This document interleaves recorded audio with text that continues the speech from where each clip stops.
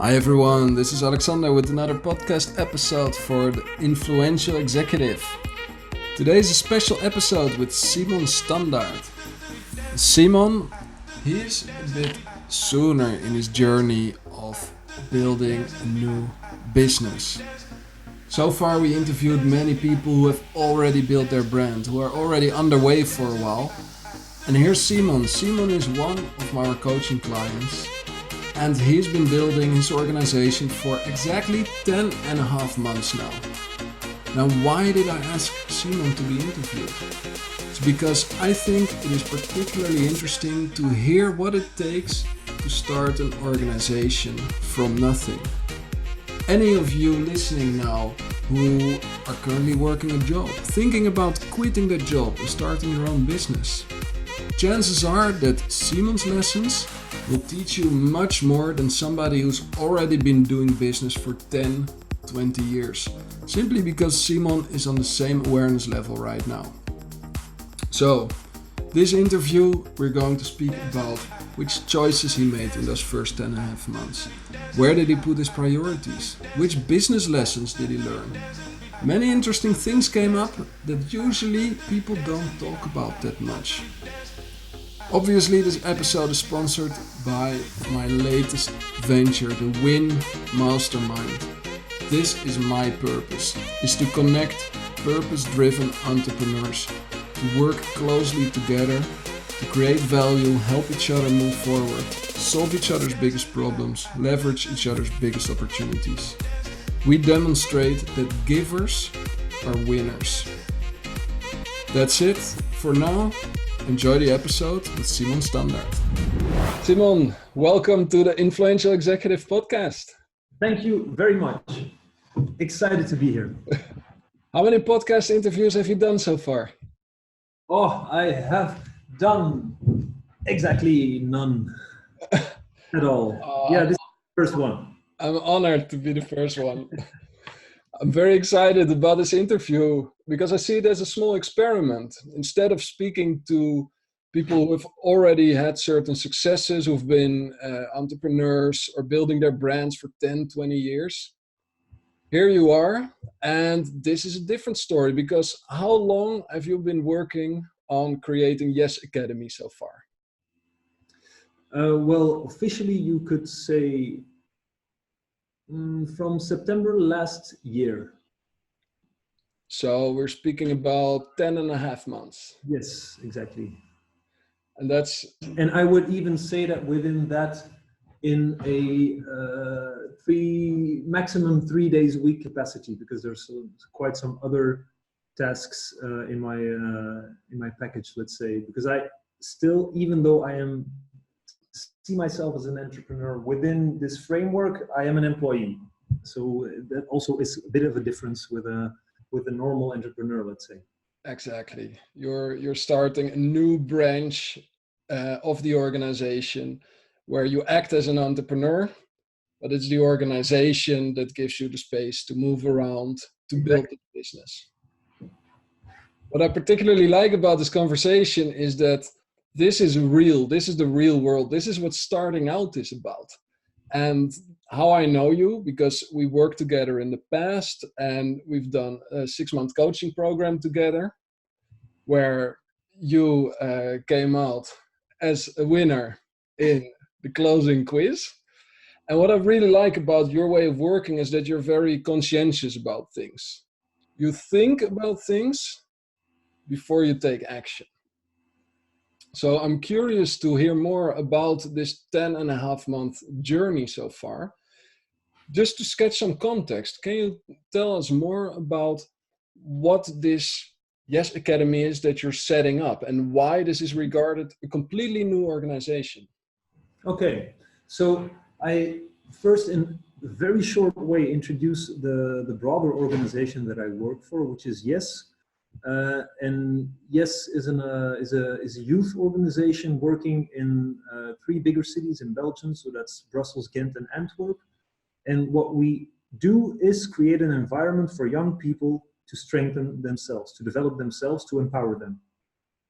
We do that in loads of different ways. I'm not going to go into all of them now, But that's the main thing we try to do. And what JES Academy is, well, we've been doing this for 30 years, working with young people in an urban environment, trying to create space where they can become stronger, take their life into their own hands, see what their next steps are. And we've got quite some experience and expertise by doing this for 30 years in many different ways, by doing street corner youth work, by having recording studios, by doing training and education for young people without educational background, lots of different things. And we have been lots or very often asked, can you share your expertise with us? By people within the sector, but also totally without. Also the private sector, also the government sector. Okay, how do we work with these young people? You seem to be doing it so easily. How does it work? We now decided we want to consciously spread our expertise with external professionals, because like that we can reach more people by supporting other organizations in doing what we do well. And that's what JES Academy is about. It is a new part of the organization, supporting other organizations in what we do best, working with young people in an urban environment. So if I understand correctly, Simon, with JES Academy, you are going to sell information, you're going to sell knowledge, and that's something that is intangible. What have you learned over the past 10.5 months about what it takes to sell information?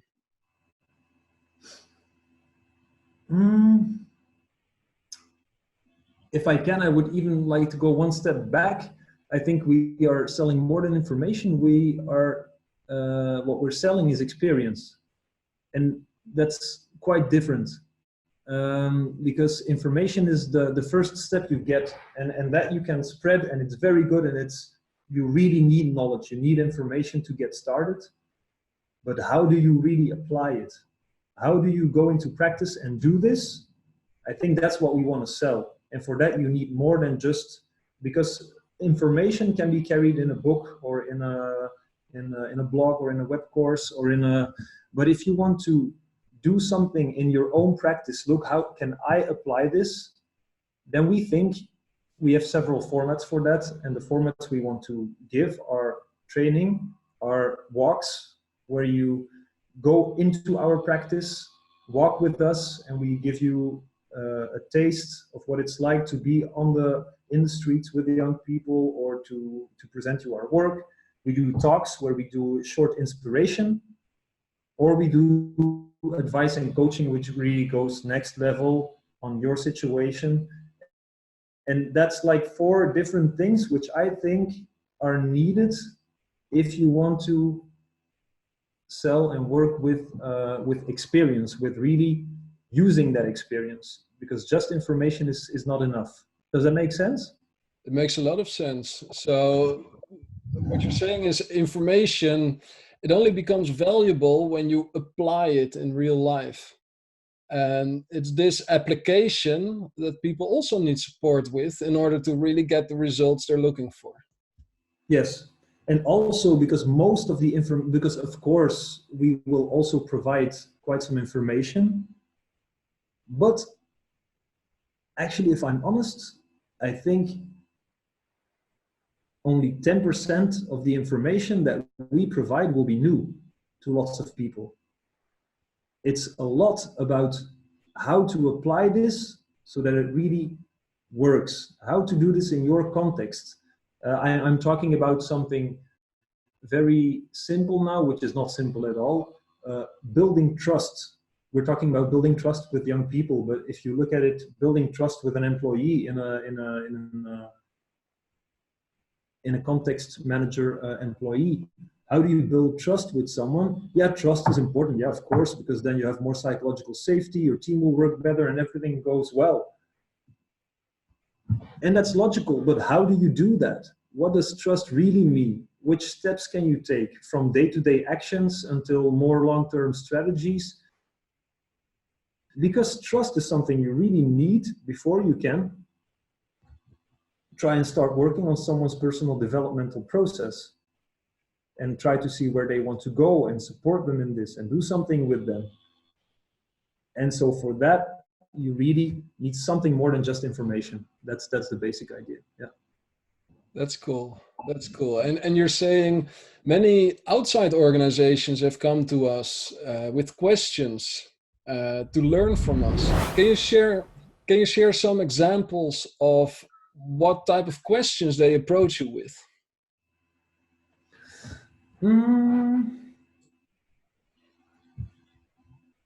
Sometimes, now I'm talking very much in our context, okay, there are certain target groups, certain young people that you reach all the time with your organization.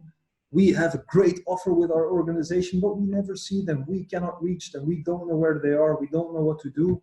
Those kind of questions. Then we have like people from outside of youth work, and it can be the civil guard, or it can be the police, or it can be the library assistant. Lots of semi-public spaces are full of young people wanting to do what they do, claiming their space. And there are other people around with a different function than being a youth worker, but not having a clue how to constructively interact with someone else. Or maybe they do have a clue, but because they have such a different perspective and such a different task, they look at young people with such a different eyes that they come with questions to us. Okay, so how do you actually start talking with young people? How do you get them engaged? How do you keep them engaged? How do you know what they want? How can you involve them in participatory processes? And the interesting thing is that each question we get, you can apply to young people, but you can actually apply it to people in general. Because people often come here for communication, feedback, group building, lots of different things specifically connected to working with young people or young people at risk sometimes. And actually all the things we do are applicable in real life in any human interaction. How do you interact with other human beings is actually the business we're in. Yeah. Is there some significant difference between interacting with mature adults and youth? In terms of like how far the brain is developed, or Yes. You know what I mean? Like definitely. Well, what you say is a first very clear distinction, is simply the neurological and psychological development of a young person is not the same as that of an adult. For instance, the teenage brain simply has I think that the prefrontal cortex is this part which like controls your impulses and the things which one, like you want to take extreme action, you want to explore your limits, see what you can do. Your prefrontal cortex goes, oh, but wait, is it a smart idea? Let's rationalize this. Should I really make this choice, or should I do something so dangerous? That prefrontal cortex, I think, is less than 50% developed when you're 14 years old. And so that's one of the things that we say in some of our courses. It's our jobs as youth workers to be young people's prefrontal cortex sometimes. So of course, when someone is not seeing any limits in anything they do and making every decision purely based on emotion in a certain stage, then you communicate with them in a different way than with an adult. On the other hand, I do think that lots of things are very similar. When you talk about what I just said before, when you talk about building trust, when you talk about feedback, respect, communication, appreciation of people, and what an influence it has on like what the grounds for learning are, how you have to build connection before you can share a learning process together or start doing some personal development. I think those are things which are the same for young people as they are for adults.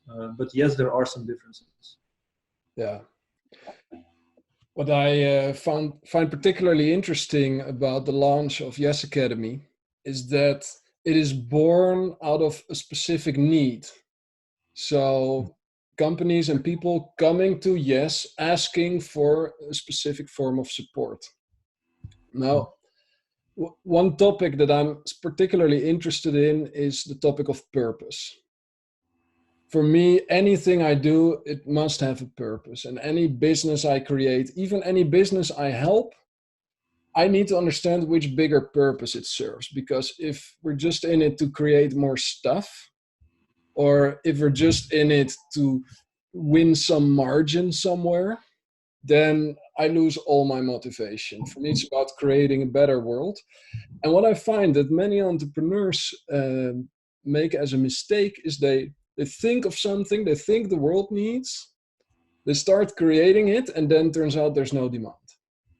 I believe that's the number one reason why startups fail, some research shows, is because they create something that nobody wants.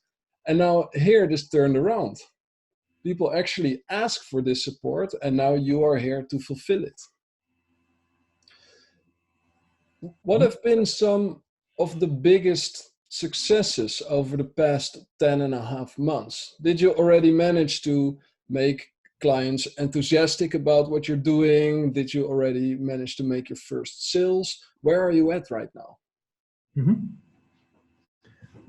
I think the biggest concrete success up until now would be that we did, I guess you would call it kind of a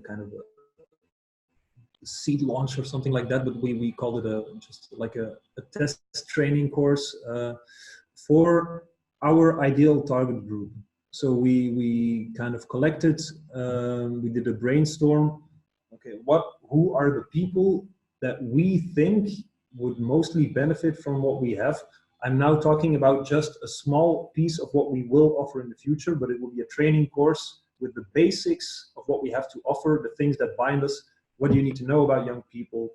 How do you interact with young people? How do you create an environment where young people can strengthen themselves? Like, that's the three big basic core things of what we do in our organization. So we thought that's what we got to start with. And if we get more questions coming from that, we can elaborate on it. And so we have a 2-day training course, and we contacted very, very diverse organizations, because our target group were any professionals who come into contact with young people and want to actively engage and work with them. That's it. Nothing more specific than that. So that means you get police officers, teachers, youth workers, people who work in the, I don't know how they're called in English, you have the social services, but you also have the services who help people finding jobs. So employment services, I guess you maybe you would say, street corner workers, some people who are are managers of the civil guard, and we targeted within these organizations the people who are responsible for training and education in their organization, because those are the ones who would be later maybe or maybe not booking trainings or gathering them. And they did a 2-day training course with us. On the one hand, they provided us with very valuable feedback, what works, what doesn't work for them. But what came out great is that, and that was the ambition of the project, that bringing these very diverse groups of people back, but who have together, but who have a common need, creates a very fertile learning ground. Simply, we have our input to give, but everyone who's there is also a resource, and people can learn from each other. And looking at the same issue or problem or thing you do well, together with someone who's in a totally different context but has a similar need than yours, is simply very productive. And they, on the one hand, complimented us on doing that and creating that, but also simply were able to help each other a lot. And that concept will now be the first thing we do in open way, but we also already got some from 2 or 3 from the participants have written them an official, very sorry, how do you say offerte in English? Price quote. A price quote. Great, I learned something new today. We wrote out several price quotes for continuing that work and doing it with more of their colleagues based only on that seed launch. So there's concrete results in terms of business, but there's also concrete results in terms of getting feedback from the people you really want it from. Because to be clear, this was not the first test we did. We first did that with different test audiences, which we thought we could gather more quickly and we would get very quick feedback from and it would work well. But because they were not the people we intended to work with in the end, the feedback was that much less relevant to what we wanted to do. And that really worked well. And I think that's, for me, the biggest success up until now. Yeah. Brilliant. Well done. You know, the way I look at the world and conversations is I always look at context. And in the meantime, I look at the underlying pattern, so the process. And if I understand correctly, what you've been doing in this first 10 and a half months is you've been doing a series of tests, as you call them, or experiments. So you haven't been designing your perfect product and creating it and then bringing it to market. If I understand correctly, you focused on which test can we start with? What is a first step, a first experiment that we can do to learn more or see what works? Did I hear that correctly? Yes. I mean, I think this is one of the 3 things I've been doing, but it's just the most visible one.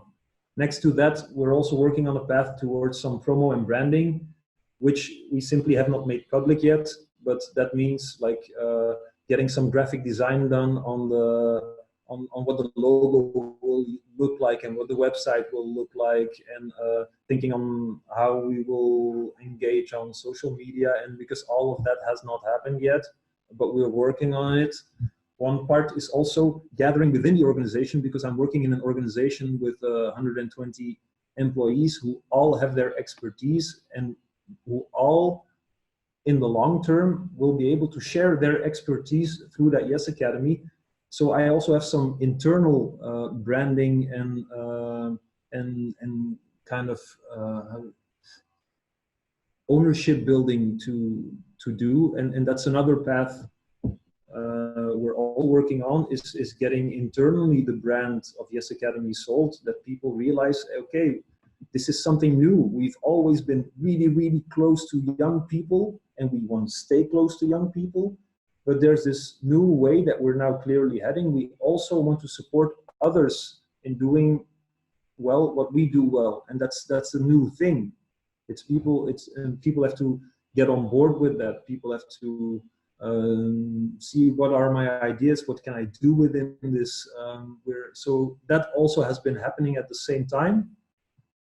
But then for this third phase, we can, as you said, the JES Academy is starting. We don't want to wait 3 years developing stuff and then throwing it on. We have to start as soon as possible with something. So we thought, okay, what can we start with? Let's start what we have in common, because we do so many different things, and that's how we look at young people, how we interact with them, and how we strengthen them. Let's put some people together from the organization, some content, let's try it out, let's adapt, let's retry, and that's the first thing we're going to put on the market. That's kind of so it's only one of the 3 bigger things that we're doing. But that did happen quite like you said it. Of course, at a certain point, you do decide not everything is constantly being tested. You sometimes decide, okay, this and this and this we definitely want in. It will be in it, and it will be done that way. Yeah. Yeah. Cool. Very powerful. And this is directly related to the lean startup method that Eric Ries described, where he explains now the way to figure out what works is to simply do it as fast as possible, have a minimum viable product, see what feedback you get, see how the market responds, and then adapt. And that way you follow up with versions of your product, of your service very fast. And every version will be better, significantly better than the previous one. And maybe a very short addition to what we've been doing in the last period, or what is still to come, is we're also in an organization. It's not that before September last year there was no expertise sharing in this organization. These questions were already there, and we were reacting to them already for many years, and we have some offers, and we have some structures and trainings and lots of things. Also gathering those and putting them into a framework so we can keep offering the quality that we're already offering is also part of the process. But there we still have to figure out what keeps its place where it had its place, what has to change, what has to fit somewhere else. Yeah, I can imagine some organization needs to be done around that. Yeah. If you zoom out and look back over the past 10.5 months, which business lessons or entrepreneurship lessons have you learned that you like to pass on to everybody listening? I don't know if that's already a lesson, but something I realized and I'm really, really grateful for, and that I'm having this practice ground within an organization to do something I believe in, but with the support and with the comfort that I have some time to establish it. And I really feel that this time is also really needed, because everything goes slower than I expected to go. From something as simple as designing a website and a logo, the first meeting I had with the graphic design company, we had a great talk for half an hour. The whole concept, everybody understood, everybody was enthusiastic, and we'll get a first offer by next week. Okay, let's go. And then next week the offer was not there, and then there's the Christmas holidays, and then there's some more stuff, and then 1 month later the first offer comes, and it's something very different than what I had in mind. And actually I thought we were totally on the same line. And then it took, I think, 2 more months of emailing back and forth before getting something which you're both happy about and goes in the same line. And that's, yeah, it's I think it is very normal. It's a normal process, but things take time. And it's something as simple as you think it will be done 2 weeks to 1 month. Let's give it some stretch. But then it takes 3.5, or maybe it was even 4.5. It was also not a huge priority. If it would be, then we would have pushed it further. But I think, and I saw that in many ways, in many things, the same as let's do loads of these seed launches and do it for many products at the same time. Yeah, if you want to go for quality, focus your attention on the most important thing and really go for that. And that I feel is really important. It's I have to think a bit more. What would I say? Yeah, it's something I'm still learning, but keeping your focus and your attention on this priority and on the thing you're doing, and fully go for that, because there are so many different aspects to a starting business or anything entrepreneurial that you're doing. Of course, you need some different lines to set out and follow up on, but having and your promo and branding and the internal ownership and the external branding and all your products at the same time and everything, it won't work. So you really have to make very clear and conscious choices to go for one thing. Start with that and give it your full attention. I think that's the main thing, because sometimes it worked and it was very productive and very efficient, and sometimes there were so many other things at the same time, and then you see that nothing is really getting where it should be. And that I think that would be probably the main lesson. The power of focus. Yeah. It's funny how you mentioned that many things just take more time than you anticipate. Yeah. It's something that I keep witnessing also within myself week after week. If there's one thing I want to improve upon is I want to grow more patient, because the time between you figuring out what you want or what you're creating and it actually being there, it always takes way more time, is my experience. Mhm. We just overlook all kinds of additional small steps that need to take place, or emergencies, or people becoming distracted. And so patience is a big one, I learned. But nobody talks about it. That's why I love you bringing this up.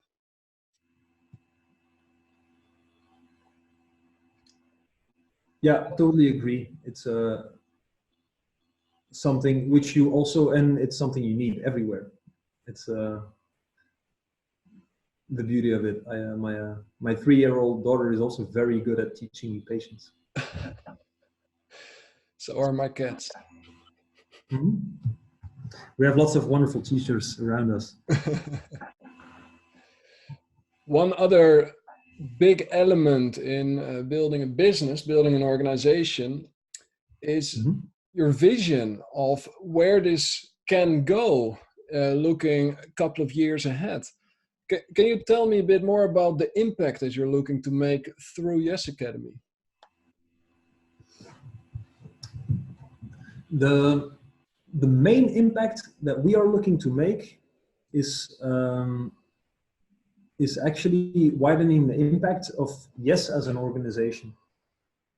YES wants to create space for young people to strengthen themselves, to develop themselves, especially young people in an urban environment. But we are in 3 cities in Belgium. That's where we are. That's the work we're doing. And really just scaling that impact to other places, to other sectors where it's maybe a lot more needed, where we're not preaching to the choir, but to people who have never thought about this. I think that's the way to be able to simply the mission and the vision that we have as YES, to try and execute that not only by doing it ourselves, but supporting others in it. And that's for me the big vision. And to make that maybe a bit more concrete is if there's a librarian who simply, uh, but not one of them, but 100 of them across certain cities where we never even work at YES with YES, or there's maybe not our kind of youth work, because there's lots of other organizations doing relatively similar youth work to our youth work services. Um, but not in all places, especially not in smaller villages or in smaller provincial towns, or in other countries. Um, and if people there start to look at the world from the young people's perspective and try to think with them and not for them, I think that's the impact we want to make. Is our way of looking at people in general and at young people especially, to see them as equal in society to everyone else, to really let them claim their space and support them in that, instead of telling them how to do that and what to do and where to do it.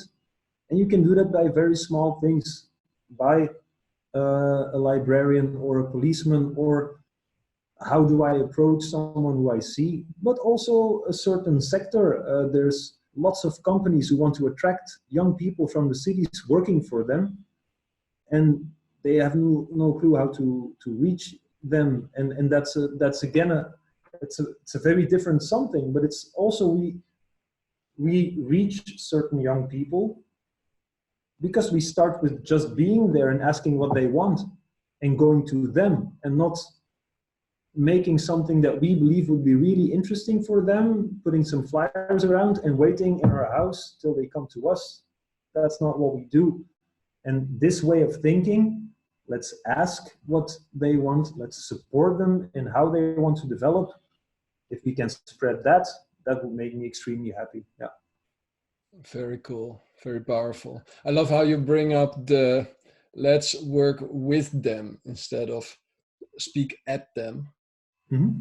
Or about, or around, or yeah.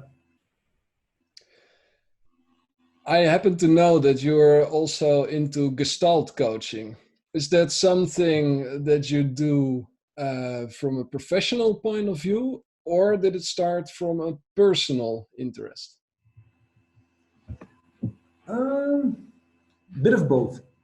What I do from a professional view is I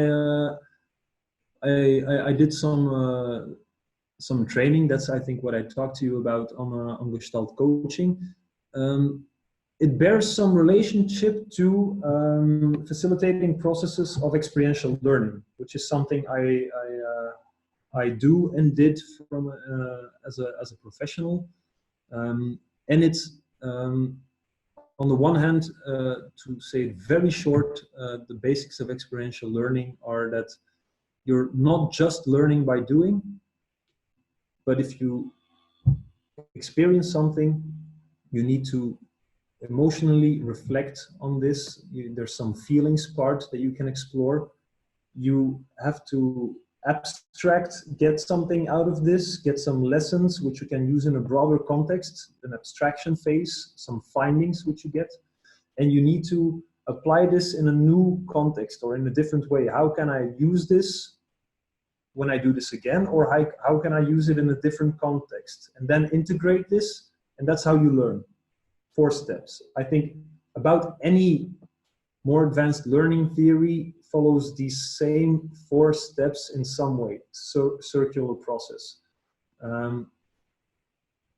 But to the way you guide this process in experiential learning, and which is also very much a Gestalt principle, is very much being in the here and now. Is working from what is happening now with the person you're working with your coachee, or with the young person, or with your but not only with them, also with you as a coach, or as a trainer, or as a youth worker, and what's happening in the interaction between you and the young person, between the young person and the context, and always start from there. Let's not go too much into the past or into the future, or into, let's work with what's here and now, and by focusing on that, learning will happen if you are conscious of what's happening and work with it, and go into a personal development process from there. And that is something which I got very interested in as a youth worker. How do you do this with groups, and how do you use group dynamics and certain exercises, and reflect on those so that they become a real learning experience, and so that you can do something with them. Because the last 20 years, when you're talking about team building, there's hundreds of organizations popped up. Yeah, we do team building. We run up a mountain together, and now we're a team. And it can be very fun, but just by doing something together doesn't necessarily mean it's productive at all. So something which has been extensively researched can also be very counterproductive to do lots of fun stuff together with your working team. When are you learning is if you can reflect, if you can abstract some things out of that, and if you can really talk about and think, how can we apply this in the context that we really work together? And in guiding these processes from a moment when it's really happening, that's what experiential learning is about. That got me very interested in Gestalt from a professional perspective. Then there's, I know it's very long, but I'm still answering to your question. Yeah, I find it very interesting. This is about learning, and learning is the most important thing there is in life.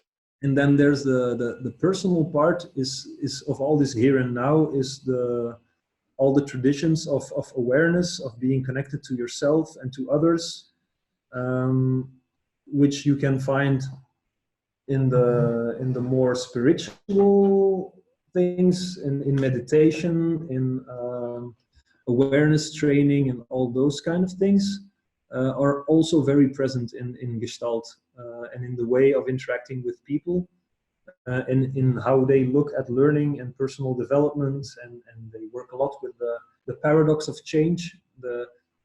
If you want to change, you will never be able to change. If you're at ease with what you are now, and if you try to be more of what you already are, that's when change will happen, which is a very paradoxical thought, but I very much do believe in it. In being in the here and now, and just being here will make you change, even though it's the opposite of what you would think change is about.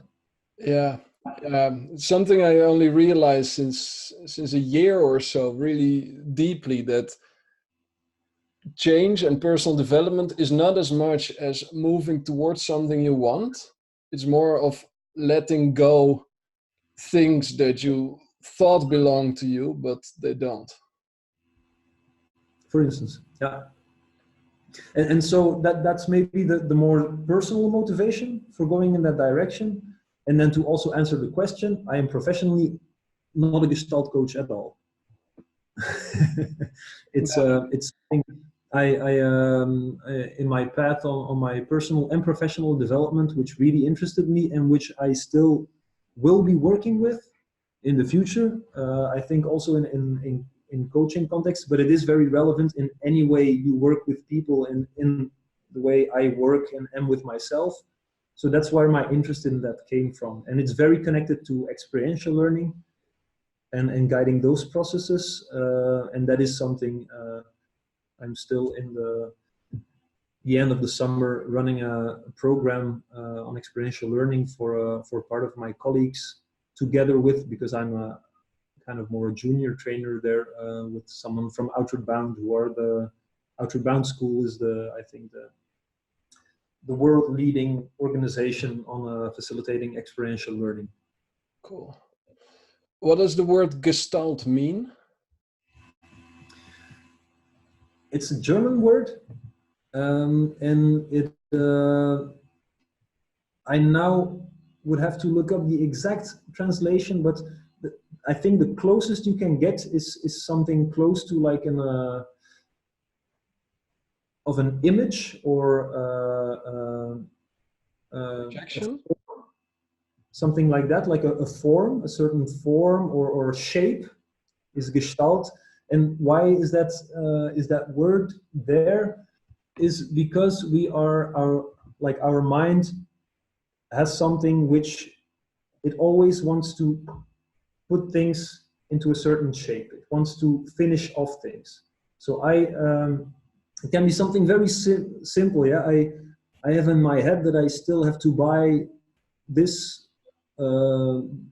because I want to make dinner tonight, and it will be a Gestalt, and the Gestalt is not finished until I have written it on my to-do list in my case.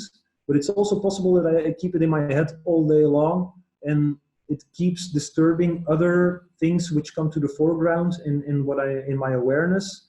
It keeps disturbing because this Gestalt is not finished, because I still want to be able to finish the form. This is now a very, very small concrete example, but like this, many things can come forward in your awareness and disturb you, or maybe they don't disturb you, but they come up all the time and you don't know why, and you want to further explore that. And that's where the term, as far as I understood it, comes from. But to be clear, I am not at all an expert on this. I followed an introductory course on it.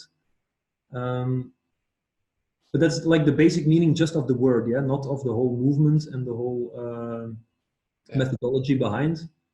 But yeah, shape or form is kind of a Gestalt. Yeah. Interesting.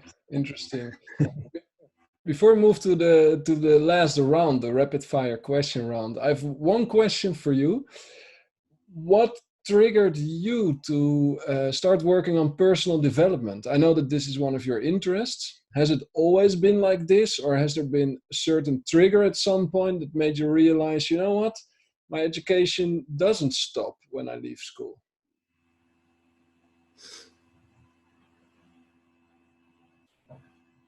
It's not a precise or direct answer to your question, but it's the most relevant and most intuitive thing that jumps into my mind is the first international exchange that I was a part of as an organizer. I was still very young. I was 18 years old, and I was supposed to be facilitating a group of young people playing music for 2 weeks. It was a big international exchange using music, juggling, lots of different kinds of arts as methods for personal development. So I have a group of people, think 15. Okay, work with them for 2 weeks and just do some music and do some reflection and do some personal development with them. And I was invited there because they saw me playing some music and they knew I liked groups. And they said, "Don't you want to do it?" I said, "Yeah, sure." I won't tell you the whole story. What do I want to say is at a certain point, I'm working with the group on teaching people rhythms on percussion instruments. And for one person, it worked great if I would say, they would understand it. For other people, I would need left, right, left, left, left. I would need to say the words. Other people needed to just look at me, and preferably that I would be totally quiet. I would just be playing for 5 minutes and they try their own thing and I don't need to tell them anything. Other people, I needed to really hold their hands because then they could feel how the rhythm felt. And it was the first time that I, in a very practical way, was confronted with learning styles and with people learn in such different ways. And they have totally different needs for learning the exact same thing. And that even doing some of trying one style with someone who needs another one can be very counterproductive even, because they're totally confused when you say right, left, right. What's left, right? I just need to hear and see you, man. Don't do that. And then we also got the chance to reflect on those things and make a link to personal development with that. And that's really when I knew, okay, apart from playing music, just guiding people's learning processes and trying to understand what helps people make a next step in their learning process and how to use the group as a resource for that, how to interact as a facilitator or a trainer with the group and looking for the right way to do that, that really caught me on facilitating personal development.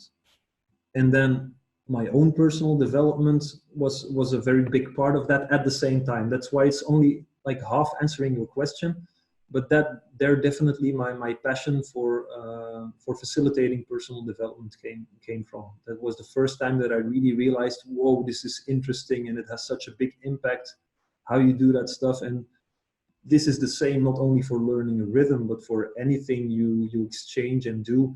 And later in the week, we came to see that there were huge impacts on being confident of yourself, how to speak in front of a group, on some people who almost never say something to a group were doing 4-part harmonies at the end of the 2 weeks. So it was a really strong experience for me to do. And there really, I think, it's not the reason, but it's the first trigger for my passion for working with personal development. Yeah. Cool. It's a great story. Rapid fire question round. This is the final round. And this is a special round where I ask you to answer every question, or sometimes I just say one word with just one word. Okay. So it's about associations. Don't think too much. Whatever comes up in your mind. Yeah. That's your answer. There we go. First one, leader. Me. Creativity. Music. Team. System. Coach. Peer. Freedom.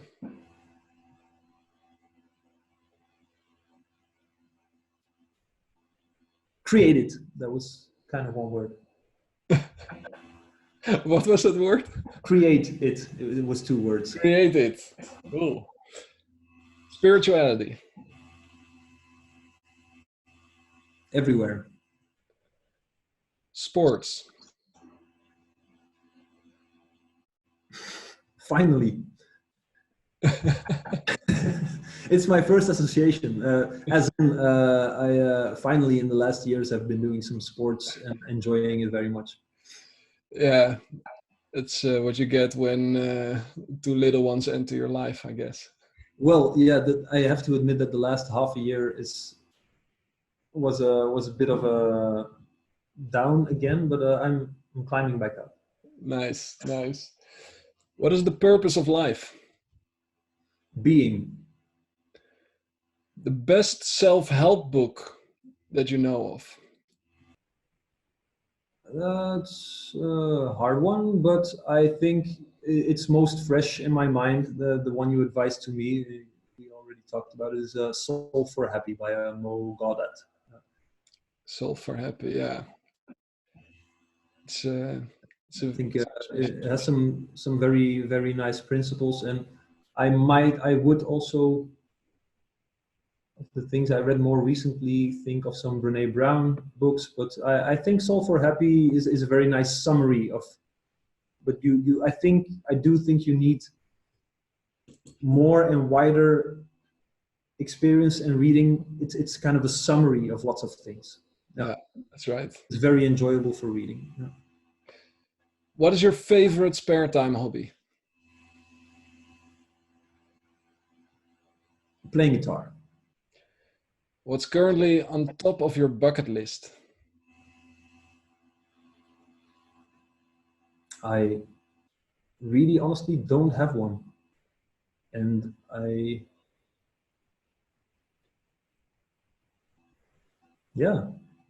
don't know. Clear? Final question. What is the most inspirational movie that you like to recommend to everyone listening? Hard question again. I probably would think about something else, but maybe related to something we were saying about awareness and being in the here and now. I'm not sure about the title.